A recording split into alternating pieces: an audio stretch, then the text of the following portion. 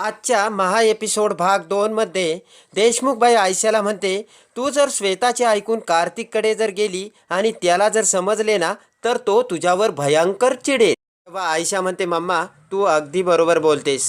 तर देशमुखबाई आयशाला म्हणते, तू आता एक काम कर, तू सरळ घाडगे वकिलांकडे जा आणि त्यांची भेट घे.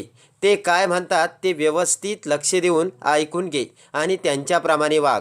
इकडे दीपा ही कार्तिक मागे पळत येत म्हणते की कार्तिक, एक काळ असा होता की तू माझ्यासाठी अख्ख्या जगाबरोबर भांडायला निघाला होतास आणि आज तू माझी बाजू सुद्धा समजून घेऊ नाही राहिलास. तेव्हा कार्तिक म्हणतो, कशी समजून घेऊ मी तुझी बाजू? आणि म्हणतो, आताही जे काही घडतंय त्याला मी जबाबदार नाही. तेव्हा दीपा म्हणते, मग काय त्याला मी जबाबदार आहे का? आणि म्हणते, कार्तिक माझा काहीही दोष नसताना मी इथे आली आणि मला माझ्या ह्या विनाकारण गुन्ह्याची शिक्षा का मिळते कार्तिक, सांग ना तू. तर तेवढ्यात सौंदर्या दरवाजा आडून दीपा आणि कार्तिकचे सर्व बोलणे ऐकू लागते. तर दीपा म्हणते, सर्वांसमोर कोर्टात सिद्ध झालंय की दीपिका आता ही माझी मुलगी आहे. तू मला दीपिका बरोबर का बोलू देत नाहीस, असे दीपा कार्तिकला म्हणते. तेव्हा कार्तिक दीपासमोर येत दीपाला म्हणतो, नाही, दीपिका ही माझी मुलगी आहे. आणि म्हणतो, आमचे नाते हे कोर्टाची कोणतीही ऑर्डर तोडू शकत नाही दीपा. तेव्हा दीपा म्हणते, अरे कार्तिक, कोण सांगतंय तुला नातं तोडायला? आणि म्हणते, फक्त मला माझ्या मुलीबरोबर बोलू दे. तेव्हा कार्तिक म्हणतो, काय बोलणार आहेस तू दीपिका बरोबर, सांग ना मला, तू काय बोलणार आहेस बरं? मी म्हणतो, दीपिका तुझ्यावर विश्वास ठेवणार नाही. ती गेल्या 6 वर्षापासून माझ्याबरोबर आहे. ती फक्त तिचा डॅडाचंच ऐकते. तेव्हा दीपा म्हणते, दीपिका ही माझी मुलगी आहे हे मला तिला सांगायला पाहिजे आणि म्हणून मी तिला तिच्याबरोबर बोलण्यासाठी तुझ्याजवळ एक संधी मागते. आणि दीपा म्हणते, अरे कार्तिक, तू आमच्या नात्याचा तरी विचार कर. आणि म्हणते, मला माझी मुलगी 6 वर्षांनी भेटते कार्तिक. तेव्हा माझ्या मनाची काय अवस्था झाली असेल याचा तू विचार कर. तेव्हा कार्तिक म्हणतो, अरे दीपा, 6 वर्ष बिगर आईची दीपिकाला सांभाळण्यासाठी मला किती त्रास झाला असेल आणि त्यावेळेस माझी अवस्था कशी झाली असेल याचा तू जरा विचार कर ना. तेव्हा दीपा म्हणते, अरे दीपिकाला जर तिचे आई बाबा एकत्र मिळणार असतील तर मी दीपिकाला का तोडेल तुझ्यापासून? ते ऐकून कार्तिकला मोठा धक्का बसतो. तर सौंदर्या अवाक होऊन दीपा आणि कार्तिककडे बघत असते. तेव्हा कार्तिक म्हणतो, दीपिका ही तुझी मुलगी नाहीये, तिला आम्ही अनाथाश्रमातून आणलंय. दीपा कार्तिक समोर येत म्हणते, दीपिका अनाथ नाही, तिला तिची आई आहे आणि मीच तिची आई आहे. आणि आता हे कोर्टात सुद्धा सिद्ध झालंय. तेव्हा आता तू विनाकारण हट्ट करू नकोस कार्तिक, असे दीपा कार्तिकला म्हणते. तेव्हा कार्तिक दीपाकडे बोट करत म्हणतो, दीपा तू हक्काची भाषा करू नकोस. मी म्हणतो, माझा सुद्धा दीपिकावर तेवढाच हक्क आहे. तेव्हा दीपा म्हणते, मान्य आहे कार्तिक मला. आणि म्हणते, मला फक्त दीपिकाला एवढंच सांगायचंय की मी तिची आई आहे म्हणून. तेव्हा कार्तिक म्हणतो, बरं, तू जर दीपिकाला भेटली आणि तिला हे सांगितलं तर नंतर तुझा काय प्लान असेल? तू दीपिकाला तुझ्या घरी घेऊन जाणार ना? हाच प्लान आहे ना तुझा? आणि तू तुझे आयुष्य ॲडजस्ट करून गरिबीत जगते, पण माझ्या दीपिकाला ती सवय नाही आहे. माझी दीपिका ही माझ्या घरात वाढली, श्रीमंतीत वाढली ही. तेव्हा माझ्या दीपिकाला कुठलीही ॲडजस्टमेंट करायची सवय नाही आहे. तिला पाहिजे ते सर्व लगेच मिळतंय, असं कार्तिक दीपाला समजावतो. आणि म्हणतो, मी दीपिकाला तिला जे लागेल ते सर्व देऊ शकतो. तेव्हा दीपा म्हणते, तू आईचे प्रेम दीपिकाला देऊ शकतो का कार्तिक? ते ऐकून कार्तिक अवाक होऊन दीपाकडे बघू लागतो. तर सौंदर्या डोक्याला हात लावते. तेव्हा दीपा म्हणते, मला दीपिकाला आईचे प्रेम द्यायचे, नको का तिला आईचे प्रेम मिळायला? आणि दीपिकाला जे 6 वर्षे भेटले नाही ना, ते सर्व मी दीपिकाला देणार, असे दीपा कार्तिकला ठणकावून सांगते. तेव्हा कार्तिक काहीही न बोलता तेथून आतमध्ये निघून जातो. तर आतमध्ये जात असताना तेवढ्यात सौंदर्या कार्तिकला म्हणते, कार्तिक 1 मिनिट. तेव्हा कार्तिक जागीच थबकतो. तर सौंदर्या कार्तिकला म्हणते, कार्तिक, तू जेवढा सत्यापासून लांब पळून जाशील ना, तेवढा तुला त्रास जास्त होणार आहे बरं का. तेव्हा कार्तिक सौंदर्यासमोर येत म्हणतो, सत्य हेच आहे की दीपिका माझी मुलगी आहे मम्मा. तेव्हा सौंदर्या म्हणते, दीपा जर दीपिकाबरोबर बोलली आणि तिने जर दीपिकाला घेऊन गेली याचा तुला जास्त त्रास होतोय ना? तेव्हा कार्तिक म्हणतो, बरोबर आहे तुझे, म्हणूनच मी दीपाला दीपिकाबरोबर बोलू देत नाही.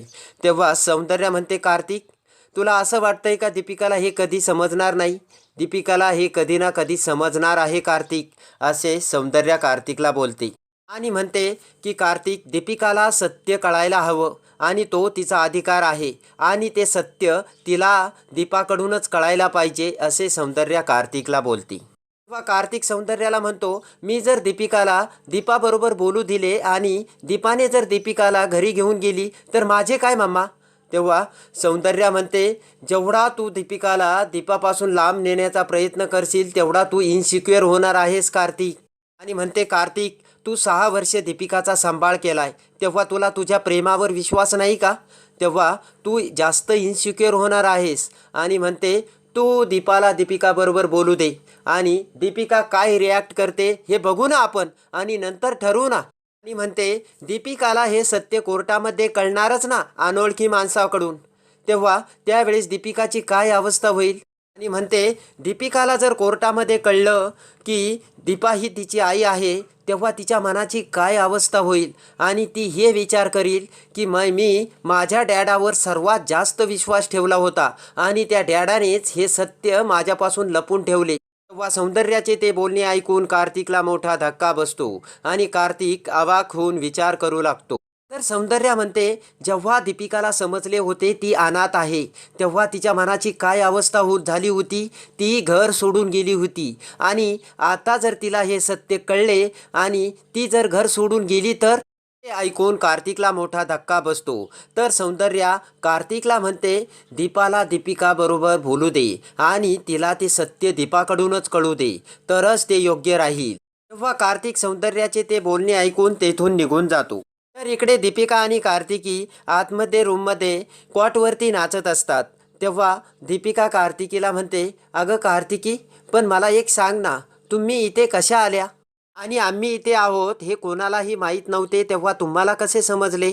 तर कार्तिकी म्हणते, अगं मी माझ्या आईबरोबर तुझ्या घरी आले होते तेव्हा आम्हाला हे समजले.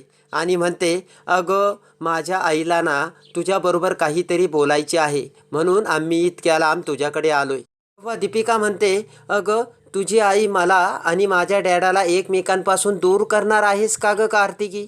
आणि म्हणते, तुझी आई मला जे सांगणार आहे ते तुला माहिती आहे ना, मग तूच सांग ना मला.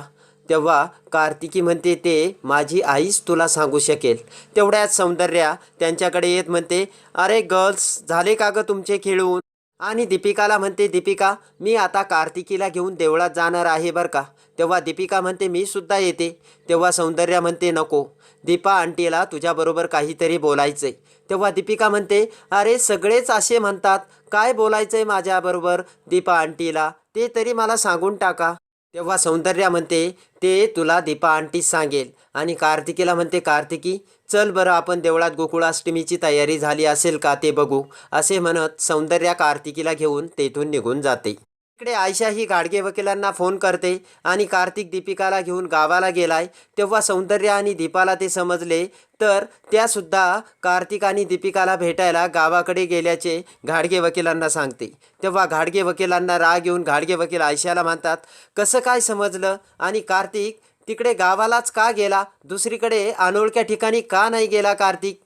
आणि घाडगे वकील आयशाला म्हणतात की मी आजपर्यंत असा माझा असील बघितला नाही की जो स्वतःची केस हरण्यासाठीच प्रयत्न करतोय. वा आयशा म्हणते, असं काही नाही आहे. आयशा म्हणते, कार्तिकला सुद्धा ही केस जिंकायची आणि त्याला कोणत्याही किमतीमध्ये दीपिका पाहिजे असल्याचे आयशा घाडगे वकिलांना सांगते. आणि घाडगे वकिलांना विचारते की आता तुम्ही सांगा पुढे काय करायचे, कारण आता सौंदर्या आणि दीपा ही कार्तिककडे जाऊन दीपिकाला तीच तिची आई असल्याचे सांगणार आहे. तेव्हा घाडगे वकील म्हणतात की आता दीपिकाला कसे सांगते आणि तिच्याबरोबर कसे वागते यावर सगळं अवलंबून राहणार आहे, असे म्हणत घाडगे वकील फोन ठेवतात. तिकडे सौंदर्या कार्तिकीला घेऊन श्रीकृष्णाच्या मंदिरात येते. तेव्हा सौंदर्या आणि कार्तिकी दोघीही श्रीकृष्णाला हात जोडत प्रार्थना करतात. तर सौंदर्या म्हणते, देवा आज दीपिकाला तिची आई मिळू दे. तर कार्तिकी म्हणते, देवा दीपिका माझी बहीण आहे, हे सत्य दीपिकाला कळून दीपिका लवकर आमच्या घरी येऊ दे, असे म्हणत सौंदर्या आणि कार्तिकी दोघीही श्रीकृष्णाला हात जोडतात. इकडे दीपिका ही दीपाकडे येते आणि दीपाला म्हणते, दीपा आंटी तू मला एक गोष्ट सांगणार आहेस ना, पण त्याआधी मला खूप भूक लागली, तू मला खायला दे. तेव्हा दीपा ही दीपिकासाठी ब्रेकफास्ट आणायला जाते. तर दीपिका ही लपून बसते. तेव्हा दीपा ही पुन्हा दीपिकाला शोधू लागते. तेवढ्यात दीपिका दीपा आंटी अशी हाक मारत दीपासमोर येते आणि दीपाला म्हणते, आंटी मला सांग ना, माझी खरी आई कोण आहे आणि कुठे असेल ती. तेव्हा दीपा म्हणते, बाळा मीच तुझी खरी आई आहे. तेव्हा ते ऐकून दीपिकाला मोठा धक्का बसतो आणि दीपिका ही थोडी बाजूला जाऊन बसते. तेव्हा दीपा दीपिकाकडे येत म्हणते, तू 6 वर्षापासून ज्या आईची वाट बघत होती तीच मी तुझी खरी आई आहे. असे म्हणत दीपाच्या डोळ्यातून पाण्याच्या धारा वाहू लागतात. तर दीपिका म्हणते, मी अनाथ आहे, मला अनाथाश्रमातून आणलंय ना. तेव्हा दीपा म्हणते, नाही मीच तुझी खरी आई आहे. असे म्हणत दीपा ही रडू लागते. तर आता दीपाने दीपिकाला तीच तिची आई असल्याचे सांगितले आहे. तेव्हा आता दीपिका दीपाला आई मानून दीपाबरोबर घरी येणार का, हे बघण्यासाठी आणि रंग माझा वेगळा मालिकेच्या डेली अपडेटसाठी बेल नोटिफिकेशनवर क्लिक करून आपल्या चॅनलला लाईक करा, सबस्क्राईब